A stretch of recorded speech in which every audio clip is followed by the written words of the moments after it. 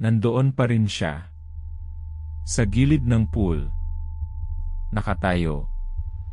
Ang amoy ng dagat mas malakas pa kaysa dati. At ang tingin niya diretsyo sa akin. Kahit 3 taon na akong lumipat, hindi ko pa rin makalimutan.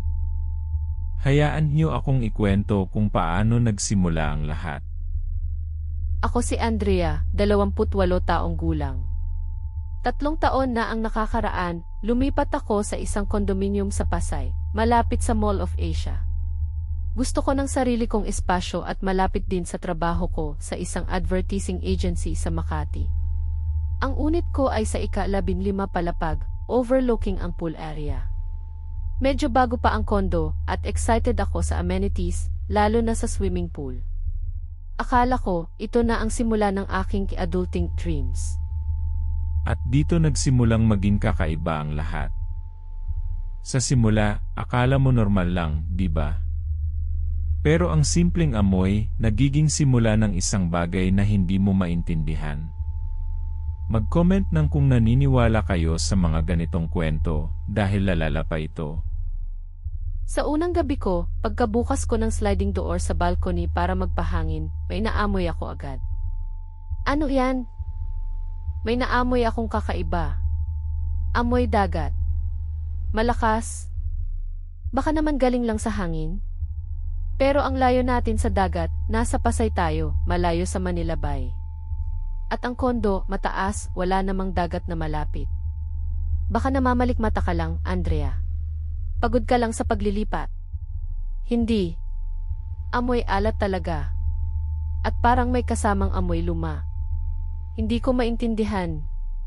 Nako, baka naman galing sa pool. May chlorine kasi yan. Pero hindi amoy chlorine. Amoy dagat talaga.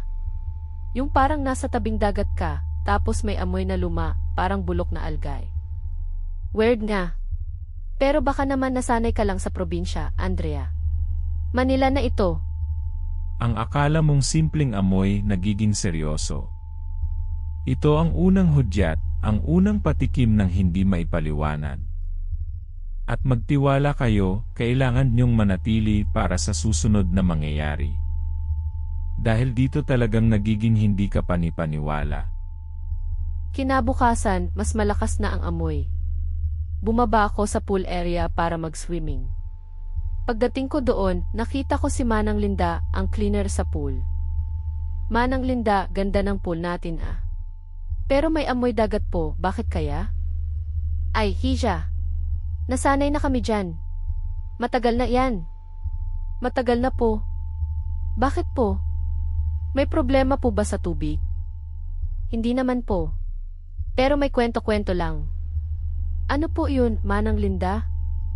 Dati raw, bago itayo itong kondo, may maliit na komunidad dito. Mga mangingisda.